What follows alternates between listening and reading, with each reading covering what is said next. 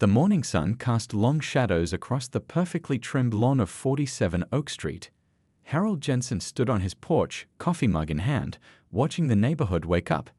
At 72, he moved with the careful precision of someone who had spent decades keeping his body ready for anything. His neighbors just thought he was in good shape for his age. Nobody in Whispering Pines knew much about Harold. He'd moved in 3 years ago, shortly after his wife Helen passed away. The moving truck had arrived early on a Tuesday. By Wednesday afternoon, everything was unpacked, organized, and put away. No help needed. No fuss made. "Morning, Mr. Jensen," called Brenda from next door as she collected her newspaper. Harold nodded politely. "Morning." That was usually how conversations with Harold went. Pleasant, brief, and to the point. The neighborhood book club had tried to figure him out once. They knew he was military. The bumper sticker on his modest sedan showed veteran status. But beyond that, Harold Jensen remained a mystery wrapped in flannel shirts and practical work boots. What the residents of Whispering Pines couldn't know, was that the quiet man watering his hydrangeas had once been known as the Ghost in classified documents. For 40 years, Harold had trained the men and women who disappeared into the world's most dangerous places. His methods had become the foundation for special operations training across multiple branches. Generals had sought his advice. Foreign allies had requested his expertise. And through it all, Harold had remained in the shadows, just as he taught his students to do. "The best operators are the ones no one remembers seeing," he used to tell each new class. Now, in retirement, he lived by those same words. Harold's daily routine never varied. Up at 5:30 a.m. for stretches that kept old injuries from complaining too loudly. Breakfast at 6, walk the neighborhood perimeter at 6:30. Coffee on the porch at 7, watching, observing. Old habits. It was during these morning observations 3 weeks ago that Harold first noticed something odd. A dark blue sedan with tinted windows moving slowly through the neighborhood.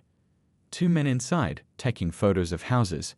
The next day, they were back, this time with magnetic signs on their doors reading HOA enforcement. Harold knew the real HOA board members. These weren't them. Over the following days, he watched as these self-appointed officers became bolder. They left official-looking violation notices on doors. They stopped elderly residents to lecture them about supposed infractions. They wore uniforms that resembled police attire, just different enough to avoid legal trouble for impersonation, but similar enough to intimidate. Yesterday, they'd approached Mrs. Chen, an 81-year-old widow who barely stood 5 feet tall. Harold had watched from his garage as they towered over her, gesturing at her rose bushes, pointing to clipboards, making her hands tremble as she signed something. 90-day compliance period or $750 fine. Harold had overheard one of them say, his voice carrying across the quiet street. Mrs. Chen had nodded repeatedly, her shoulders hunched forward in submission. That night, for the first time since moving to Whispering Pines, Harold opened the locked trunk he kept in his basement. His fingers ran over the worn edges of his service record, most pages heavily redacted. Photos of training camps in remote locations. Commendations he couldn't display because they revealed operations never officially acknowledged. He wasn't looking for memories, he was looking for a small notebook with phone numbers, connections to people who still owed him favors, who remembered what he taught them in jungles and deserts and Arctic training grounds. People who had gone on to positions of considerable authority. Harold closed the trunk and returned upstairs, notebook in hand. He sat at his kitchen table, beneath the single photo of Helen he allowed himself to display, and began to make notes. License plate numbers, descriptions, patterns of movement. The same way he'd taught his units to prepare for operations. "Not how I plan to spend retirement, old girl," he said quietly to Helen's smiling face in the silver frame. Outside, the neighborhood seemed peaceful, but Harold Jensen knew what the others didn't. Predators were among them, targeting the vulnerable. And while he had left violence behind long ago, he had never stopped being what he was, a protector of those who couldn't protect themselves.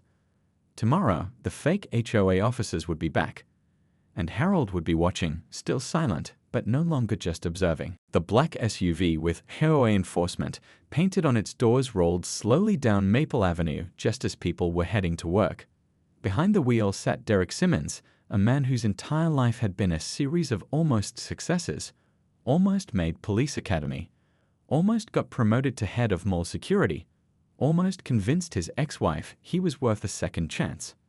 But in Whispering Pines, Derek had finally found a place where almost was enough. People here didn't ask too many questions. They just saw the uniform, the clipboard, and the official-looking vehicle. "Pull over here," Derek told his partner Randy, pointing to a house with children's bikes in the yard. "That's 3 violations right there." Randy, a former bouncer with a shaved head and arms thick as tree trunks, nodded and parked. He enjoyed this work, enjoyed the way people's faces changed when he walked up their driveways. For a high school dropout who'd spent most of his life being overlooked, the fear in people's eyes felt like respect. They weren't the real HOA, of course. The actual Whispering Pines Homeowners Association met once a month in the community center basement, a group of retirees and working parents who argued about holiday decorations and pool hours. Their enforcement consisted of strongly worded letters and occasional small fines. Derek had spotted the opportunity 6 months ago while delivering packages in the neighborhood. He'd seen how confused people were about what rules existed and who enforced them. 3 fake uniforms, some magnetic car signs, and official-looking citation books later, his crew was collecting violation fees that went straight into their pockets. "Good morning, ma'am," Derek called to the young mother who came out onto her porch, baby on her hip. "HOA enforcement. We've noticed several compliance issues with your property." The woman frowned. "What issues? I just moved in last month." Derek flipped importantly through his clipboard. Unapproved yard equipment visible from the street, non-regulation mailbox height, and he pointed dramatically at the children's bikes, personal items obstructing the community visual aesthetic. The woman looked bewildered, but the real estate agent said, "The fine is $350, Derek cut in, "or $500 if not paid within 48 hours. We accept cash or money orders only." Tears welled in the woman's eyes as she bounced her fussing baby. "I don't have that kind of money right now. My husband is deployed overseas and I'm waiting for his next paycheck." Derek had heard every excuse. He hardened his face into what he thought of as his official look. "Rules are rules, ma'am. I can come back tomorrow, but then it'll be the higher amount." What Derek didn't notice was Harold Jensen walking his usual morning route, pausing just within earshot. The old man's face remained impassive, but his eyes tracked every movement, cataloging details with professional precision. The fake HOA crew had been getting bolder each week. They'd started with small amounts, $50 here, $75 there. Now they were up to hundreds, targeting mostly those who seemed least likely to fight back. The elderly single parents, people who spoke English as a second language. The actual HOA board was useless against them. When homeowners complained about the aggressive officers, the real board members looked confused. They sent out newsletters clarifying that their official notices only came by mail, never in person. But people still paid, afraid of what might happen if they didn't. By the time Derek and his crew left the young military wife's house with a promise to return for payment, Harold had seen enough. He watched the SUV move 3 houses down and repeat the performance with an older couple who handed over cash on the spot, hands shaking as they counted out bills. That evening, Harold made his first phone call from the list in his notebook. "Tom, it's Jensen, Harold Jensen." He paused, listening to the surprised response. "Yes, it's been a while. I need some information on a group operating in my neighborhood." Another pause. "No, nothing like that. Smaller scale. But they're targeting veterans' families and seniors." The voice on the other end grew serious. Harold nodded to himself as he listened. "Tomorrow would be fine." "I appreciate it. And Tom, bring the file on local fraud cases from the past 3 years. I have a hunch about these guys." As he hung up, Harold glanced at the calendar. 2 weeks until the next official HOA meeting. More than enough time to prepare what he had in mind. Outside, the fake officers were leaving another house, laughing as they counted money in their SUV. They had no idea they were being watched by someone who had spent decades teaching others how to dismantle threats without ever raising his voice. The Tuesday afternoon sun beat down on Whispering Pines as Harold watered his front garden beds. His eyes constantly scanned the street, watching for the black SUV he knew would appear. Yesterday, he'd overheard Derek and his crew talking about hitting up the military widow on Sycamore today. That widow was Beth Wilson, 32 years old with 3 children under 10. Her husband had died in a training accident 18 months ago. Harold had seen her struggle to maintain the house while working full-time and raising her kids alone. The thought of these fake officers targeting her made something cold settle in his chest. At exactly 2:15 p.m., the SUV with its magnetic HOA enforcement signs turned onto Sycamore. Harold set down his watering can and walked unhurriedly toward Beth's modest 2-story across the street. His pace was casual, but his mind was cataloging every detail. 2 men in the front seats, possibly a third in back. The driver, Derek, had a clipboard already in hand. When Harold reached the sidewalk in front of Beth's house, the SUV had just pulled into her driveway. Derek and Randy stepped out, adjusting their fake uniforms. They hadn't noticed the quiet old man standing nearby, partially hidden by a large oak tree. Beth came to the door, her youngest child balanced on her hip. Harold could see the exhaustion in her posture, the dark circles under her eyes. "Mrs. Wilson." Derek consulted his clipboard with an exaggerated official air. "I'm Officer Simmons with HOA enforcement. We've received multiple complaints about your property." "Complaints?" Beth looked genuinely confused. "From who? About what?" Derek waved his hand dismissively. "We don't disclose complainant information, but I can tell you that your fence height exceeds regulation by 3 inches, your garbage cans are visible from the street, and this," he pointed to a small memorial flag for her husband, "is an unauthorized display." Beth's face flushed. "That's ridiculous. The HOA approved the flag specially. It's for my husband who died serving his country." Randy stepped forward, towering over her. "Rules are rules, ma'am. The total fine comes to $800, due immediately. Or we can put a line on your property." $800? Beth's voice cracked. "That's more than my car payment." "I can't possibly." "The lady won't be paying today," a quiet voice interrupted. "Or ever." All 3 turned to find Harold standing at the edge of the driveway. No one had heard him approach. Derek's eyes narrowed. "This is official HOA business. You need to step back, old man." Harold didn't move. His posture hadn't changed, but something in his presence suddenly seemed to fill the space between them. His eyes, usually mild behind his glasses, had gone flat and cold. "I've read the HOA bylaws cover to cover," Harold said, his voice steady and quiet. "There is no enforcement division. There are no officers. And there certainly aren't any $800 fines for approved memorial displays." Beth looked back and forth between them, clutching her child closer. "Listen, buddy," Randy started, taking a step toward Harold. "You don't want to." "Your name is Randy Hoffman," Harold cut in. 2 prior convictions for fraud in Westlake County. Currently on probation." He turned to Derek.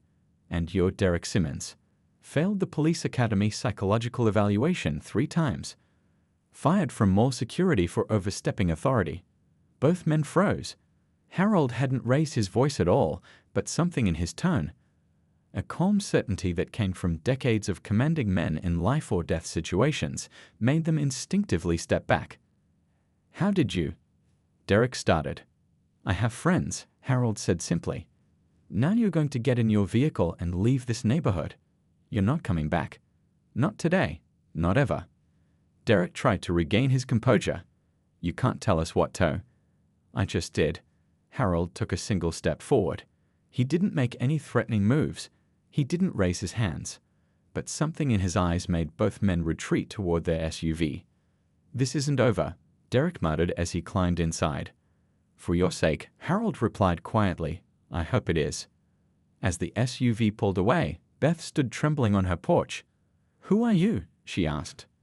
Harold turned to her, his expression softening. "Just a neighbor. My name's Harold Jensen. Those men won't bother you again." He handed her a piece of paper with his phone number. "Call me if they come back, or if you need anything else." Beth looked at the unassuming older man with new eyes. "Were you in the military too?" Harold gave a small nod. "A lifetime ago." As he walked back to his house, neighbors who had watched the confrontation from behind curtains and blinds began to whisper. Who exactly was the quiet old man who had just sent the dreaded HOA enforcers running? And what else was he capable of? Harold sat at his kitchen table, surrounded by papers and an old laptop he rarely used. 3 days had passed since his confrontation with Derek and Randy. The fake HOA officers hadn't returned to Beth's house, but they were still operating in other parts of the neighborhood. Harold knew a temporary retreat wasn't enough.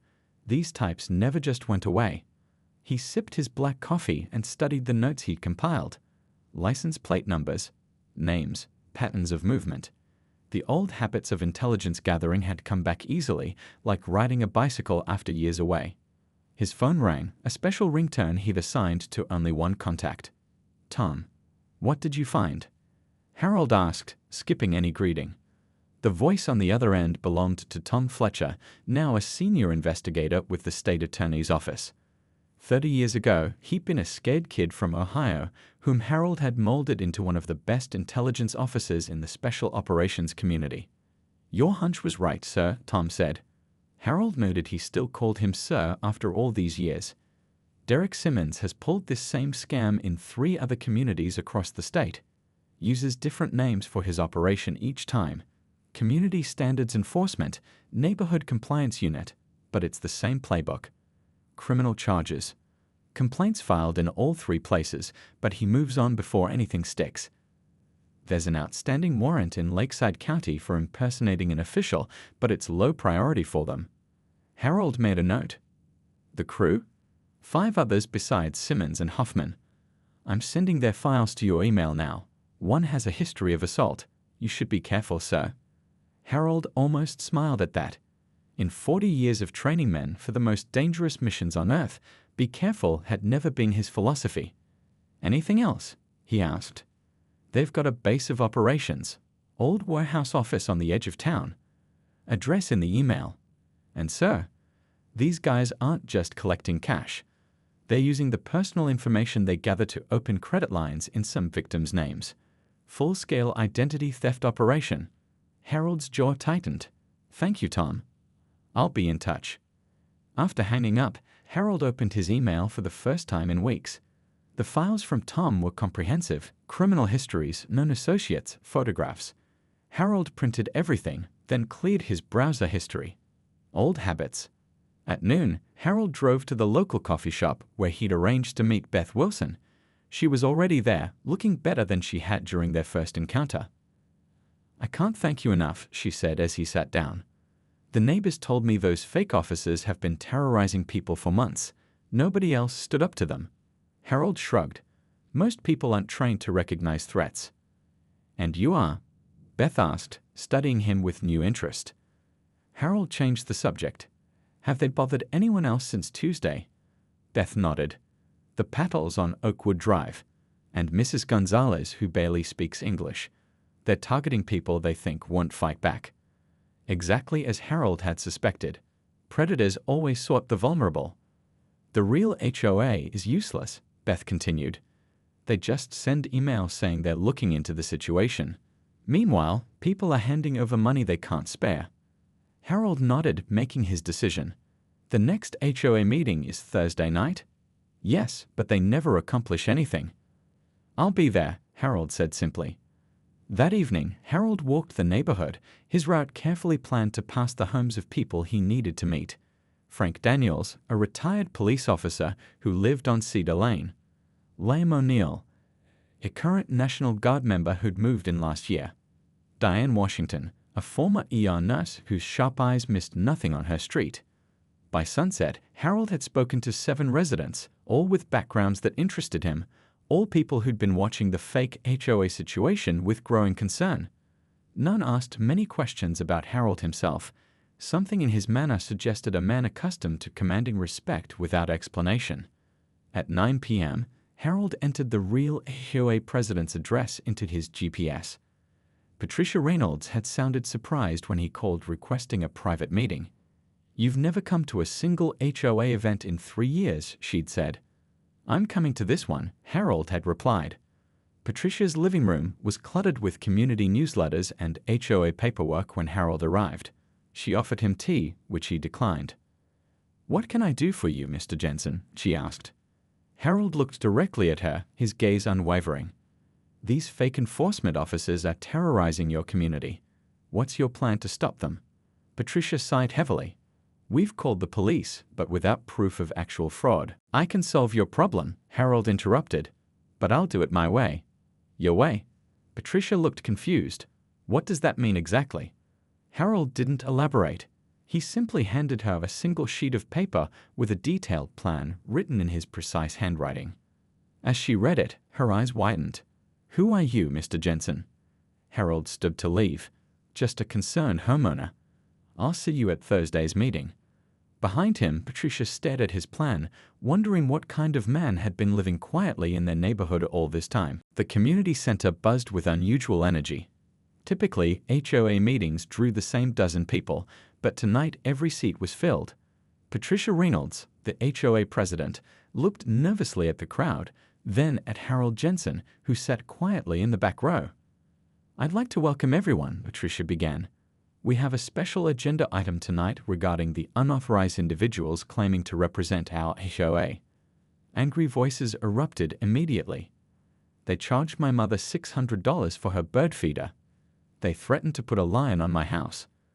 The police say they can't do anything." Patricia raised her hands for quiet. "We understand your frustration. Tonight, we have someone who was offered to help address this situation." She looked toward the back. "Mr. Jensen, would you like to speak?" Harold walked to the front of the room, his movements unhurried but purposeful. The room fell silent as he turned to face them. "I'll keep this brief," Harold said, his voice carrying easily without being raised. "These people are criminals running a coordinated fraud operation. They're not just collecting cash. They're stealing personal information for identity theft." Gasps and murmurs spread through the room. "The authorities have been slow to act because evidence has been scattered and inconsistent. That changes tonight." Harold gestured to Frank Daniels, the retired police officer. "Officer Daniels will distribute contact cards. Anyone who has interacted with these fake officers should write down their experience with dates, times, and amounts paid." Frank stood and began passing out cards. "But what's that going to do?" someone called out. "We've been complaining for months." Harold nodded. "Complaints are not evidence. What we need is documentation. That's why we're forming a neighborhood watch with a specific focus." He motioned to several people scattered throughout the room, the residents he carefully selected and briefed. Lane O'Neill stood first, followed by Diane Washington and 4 others. "These are your street coordinators," Harold explained. "Each has military, law enforcement, or medical background. They've been briefed on legal observation techniques and evidence gathering." A sense of purpose rippled through the room as Harold outlined his plan. Without mentioning his own background, he explained surveillance rotations, communication protocols, and documentation standards that had been used in operations across the globe. "Remember," Harold emphasized, "we observe and document only. No confrontations, no heroics." After the meeting, a core group of 12 stayed behind for additional instruction. Harold moved among them, answering questions with the patience of someone who had spent decades training others for high-stress situations. "How do you know all this stuff?" Liam asked him during a break. Harold gave a slight shrug. "Experience."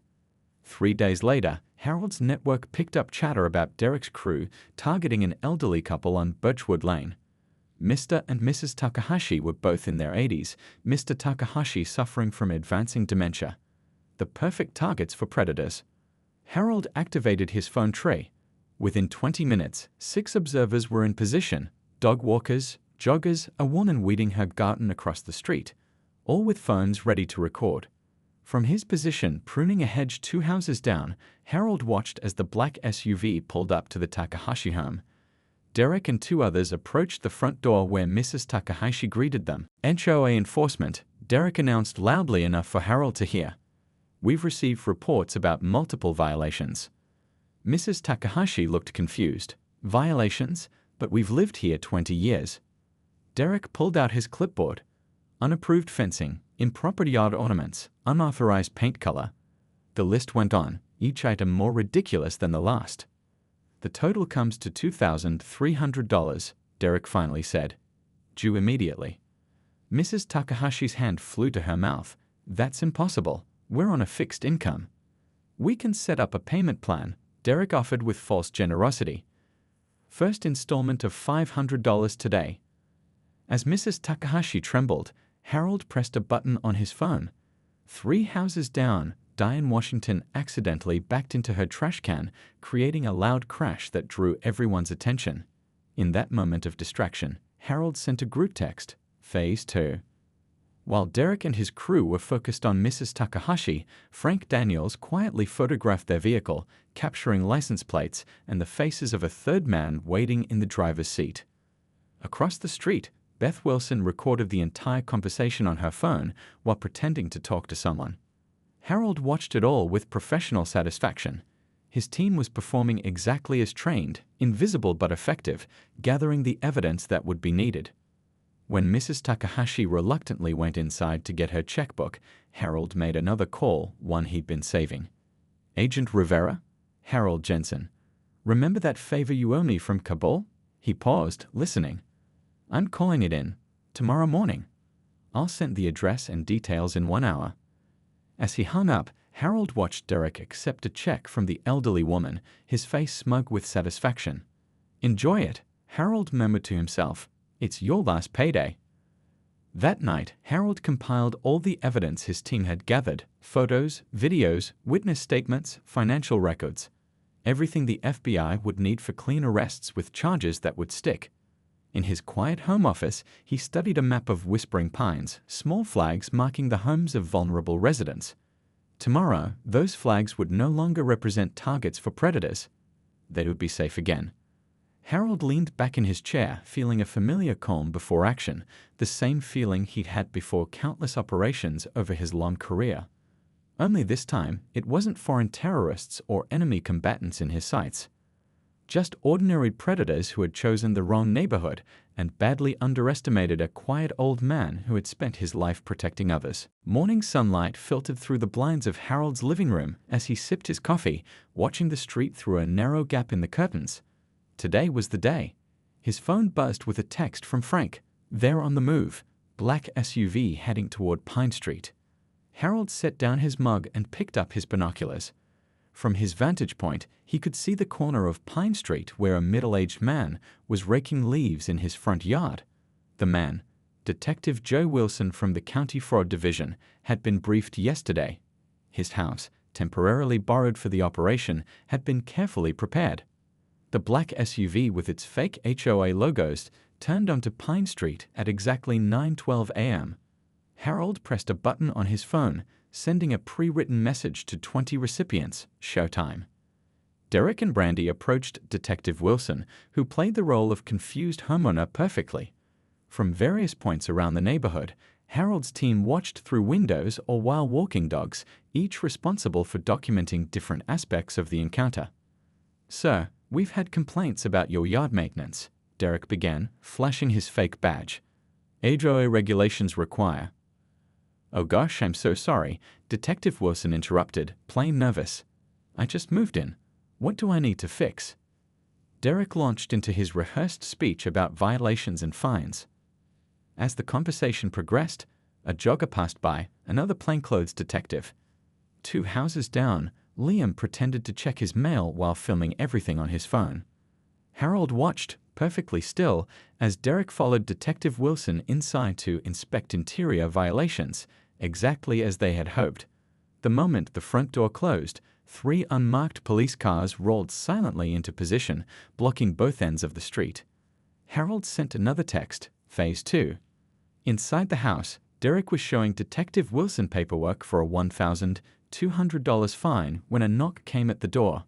Randy, standing watch outside, didn't have time to warn Derek before federal agents appeared behind him. "FBI, don't move," an agent shouted as officers surrounded the house. From his window, Harold watched as Derek and his crew realized too late they'd walked into a trap. The third man tried to escape in the SUV, but found his path blocked by police cars. Their confused faces as they were handcuffed gave Harold a quiet satisfaction. Beth Wilson called him moments later. It worked. They're arresting all of them. Stay inside, Harold reminded her. Let the professionals handle it. Throughout the neighborhood, residents peered through windows as the fake officers who had terrorized them for months were led away in handcuffs. Agent Carla Rivera, a stern-faced FBI agent in charge of the operation, supervised as officers searched the SUV, pulling out fake badges, citation books, and computer equipment used for identity theft. Harold finally stepped outside, walking unhurriedly toward the scene as officers secured the area. Agent Rivera spotted him and broke away from her team. "Mr. Jensen," she said, extending her hand.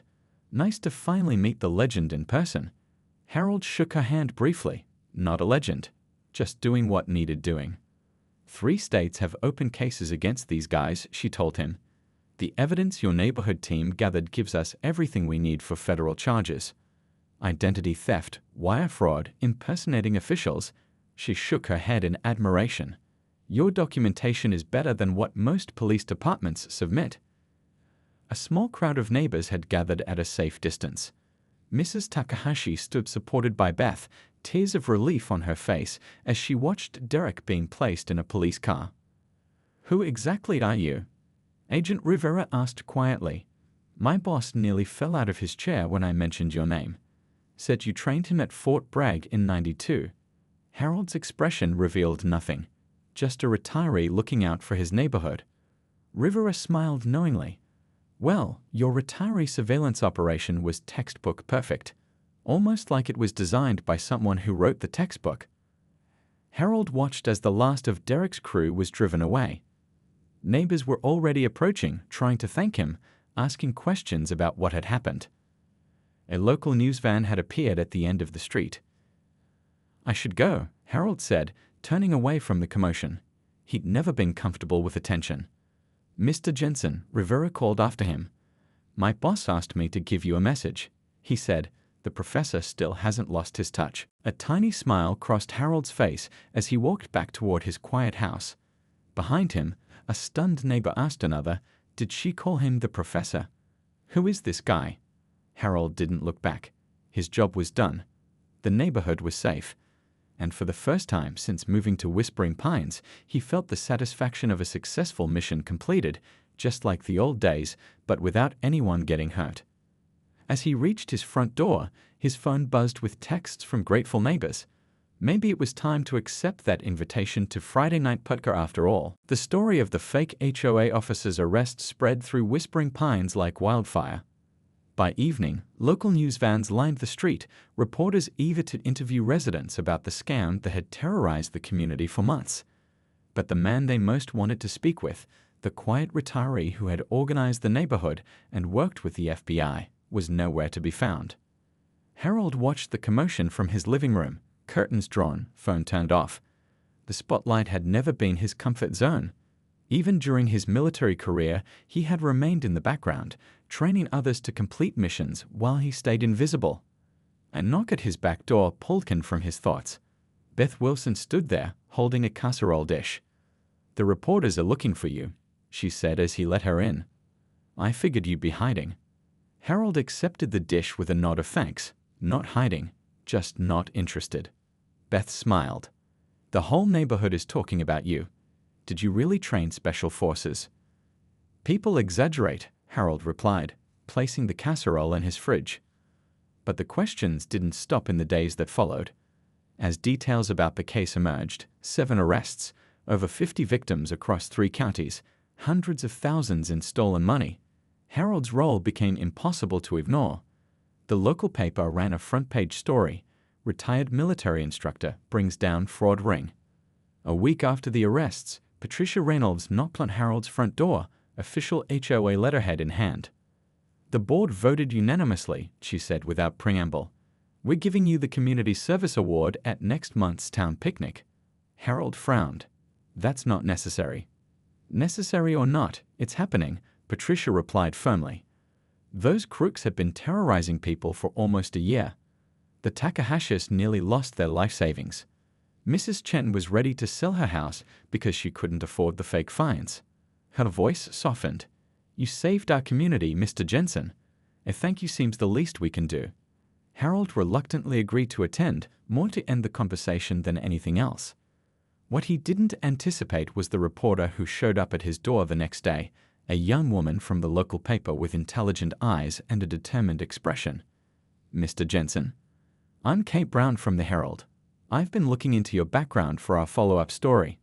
Harold's face remained impassive. "There's no story here." "I disagree," Kate replied, not intimidated. "I spoke with Agent Rivera at the FBI. She mentioned someone called the Professor, so I did some digging." She pulled out a notepad. "Harold Jensen served 40 years in Special Operations Training. Developed the curriculum still used at Fort Bragg for advanced field tactics. Personally trained over 3,000 operatives, including current heads of 3 federal agencies and numerous foreign military allies." Harold's expression didn't change, but his eyes sharpened slightly. "Your methods revolutionized how Special Forces units prepare for high-risk missions," Kay continued. "Your training manuals are still classified. And according to my sources, at least 6 current generals refer to you as the most influential military instructor of the past 50 years. She looked up from her notes. "That's quite a resume for someone who just describes himself as retired military." Harold regarded her silently for a moment. "Most of that is exaggerated." "Is it?" Kay challenged. "Because I also spoke with General Davidson, who said, and I quote, 'If Jensen trained you, you came back alive.'" For the first time, a flicker of emotion crossed Harold's face, a quiet pride quickly controlled.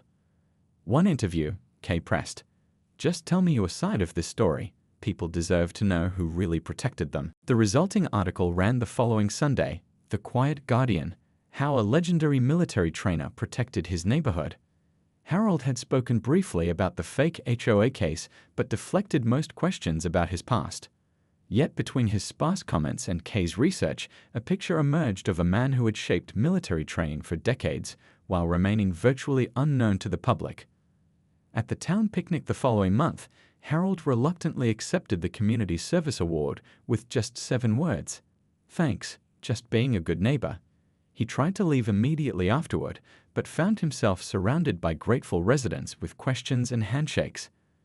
As he navigated the crowd, Harold noticed several unfamiliar men in crisp suits standing at the edges of the gathering. One by one, they approached him, shook his hand firmly, and departed without drawing attention. Former students, now in positions of power, paying respects to the man who had prepared them for the world's most dangerous missions. The last visitor was a tall man with military posture who pulled Harold aside. "Just wanted to say thank you in person, sir," he said quietly. "You trained me in '98. Afghanistan, 2002. Your protocols saved my entire team." Harold nodded, recognizing him. "You did the work. I just showed you how." The man smiled. "That's what you always said. Still teaching, I see." Different battlefield, same results. After the picnic, Harold walked home alone, nodding to neighbors who waved from their yards. His quiet life had been disrupted, his privacy compromised, but something else had changed too. A sense of connection he hadn't felt since retirement. Beth Wilson caught up to him at his driveway. "My son's baseball team needs a coach," she said without preamble. "Just twice a week, nothing fancy." Harold raised an eyebrow. "I don't know anything about baseball." "But you know about teamwork, discipline, and looking out for each other," Beth replied. "That's what these kids need." Harold looked down the peaceful street he had helped protect. For so long he had kept his distance, believing his work was done. Now he realized that perhaps there were still lessons to teach, still people to protect, just in a different way. "I'll think about it," he said. Beth smiled, knowing that from Harold Jensen, this was as good as a yes. As evening fell over whispering pines, Harold sat on his porch, watching children play freely in front yards, where parents no longer feared unexpected fines or harassment. The neighborhood felt different now, not just safer, but more connected. Harold sipped his coffee, the weight of decades of service sitting comfortably on his shoulders. He had spent his life teaching others how to protect what mattered. Now, in his quiet retirement, he had simply done what came naturally. He was still the professor, still the guardian, just on a smaller, more personal battlefield.